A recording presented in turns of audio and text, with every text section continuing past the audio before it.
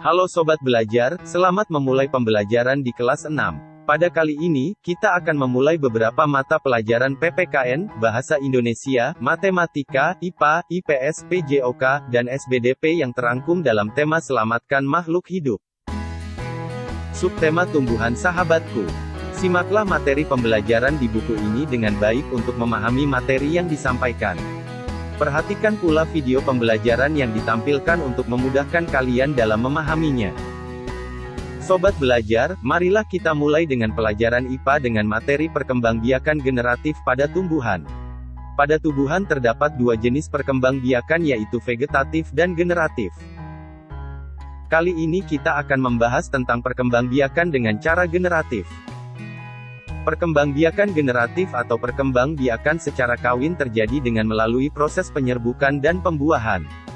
Perkembangbiakan generatif tumbuhan dimulai dengan penyerbukan, yaitu melekatnya atau jatuhnya serbuk sari ke kepala putik.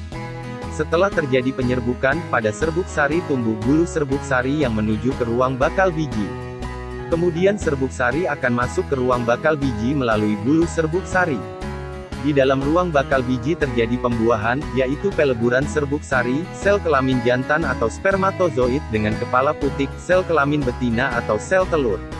Hasil dari pembuahan adalah zigot. Zigot berkembang menjadi lembaga, lembaga berkembang menjadi bakal biji berkembang menjadi biji dan bakal buah, kemudian bakal buah berkembang menjadi daging buah. Lembaga yang berada di dalam biji merupakan calon tumbuhan baru. Tumbuhan yang berkembang biak secara generatif, antara lain padi, mangga, durian, dan jambu.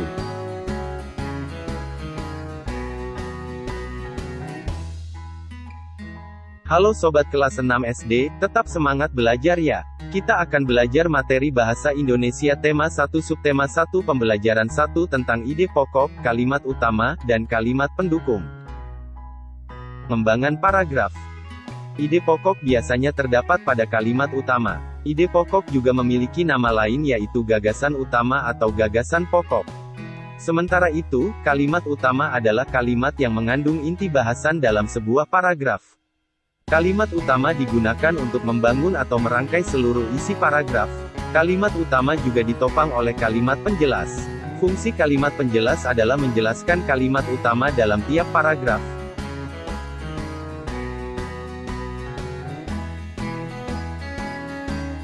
Sobat belajar setia, kali ini kita akan memulai pelajaran IPS, materi yang kita bahas tentang negara-negara ASEAN.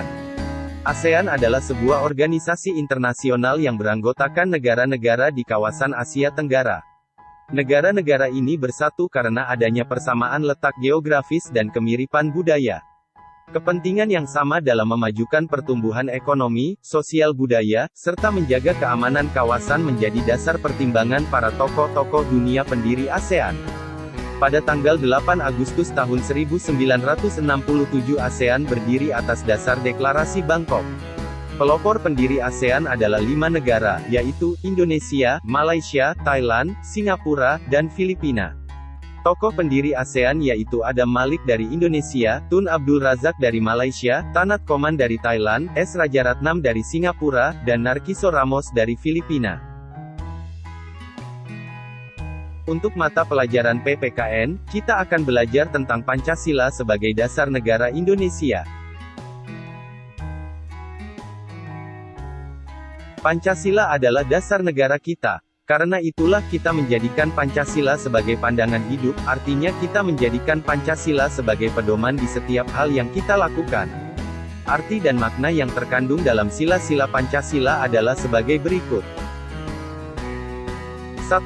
Sila Ketuhanan Yang Maha Esa. Sila pertama ini mengartikan bahwa kita sebagai warga negara Indonesia mempercayai dan bertakwa pada Tuhan. Contoh sikap yang mencerminkan sila pertama, yaitu percaya dan takwa kepada Tuhan Yang Maha Esa, menjalankan perintah agama sesuai ajaran yang dianut, dan lain-lain. 2. Sila Kemanusiaan Yang Adil dan Beradab. Sila kedua ini dapat diartikan kita sebagai warga negara diminta untuk memahami bahwa setiap manusia memiliki derajat yang sama, sehingga kita harus saling menyayangi satu sama lain. Contoh sikap yang mencerminkan sila kedua, yaitu membela kebenaran dan keadilan, tidak membeda-bedakan manusia, dan lain-lain.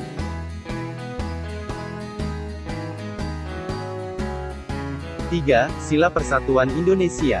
Sila ketiga ini mengandung nilai moral persatuan bangsa. Artinya, setiap warga negara Indonesia dimanapun berada selalu berbuat dan bertindak tanpa adanya niatan untuk memecah belah bangsa. Secara tersirat, nilai persatuan ini juga menuntut pengakuan adanya perbedaan dan keanekaragaman suku, bahasa, adat, agama, dan sebagainya yang menjadi kekuatan pemersatu bangsa Indonesia. 4. Sila kerakyatan yang dipimpin oleh hikmat kebijaksanaan dalam permusyawaratan dan perwakilan. Sila keempat ini mengandung nilai moral kerakyatan dan musyawarah atau demokrasi. Nilai sila keempat ini menunjukkan adanya kedaulatan rakyat dan kekuasaan berada di tangan rakyat. Segala keputusan yang menyangkut hajat hidup orang banyak diambil melalui musyawarah mufakat atau demokratis. 5. Sila keadilan sosial bagi seluruh rakyat Indonesia.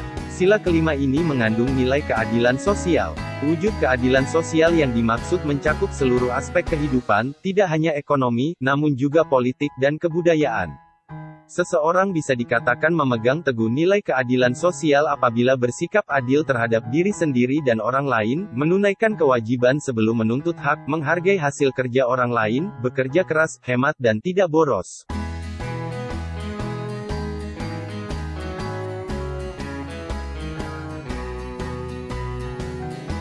Untuk materi seni budaya dan prakarya, kita akan membahas seni patung.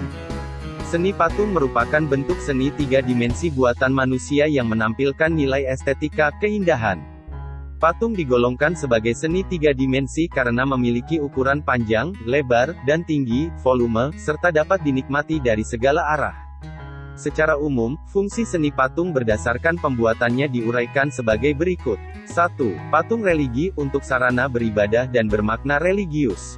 2. Patung monumen, untuk peringatan peristiwa bersejarah atau jasa seorang pahlawan. 3. Patung arsitektur, yaitu patung yang ikut aktif berfungsi dalam konstruksi bangunan. 4. Patung dekorasi, untuk menghias bangunan atau lingkungan taman.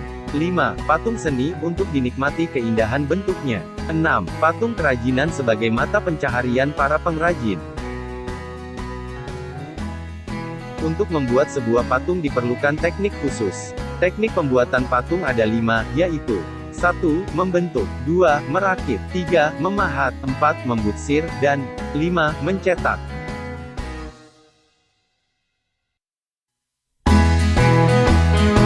Sobat belajar, demikian intisari materi pembelajaran tematik kelas 6 tema 1 subtema 1. Selamat belajar, terima kasih.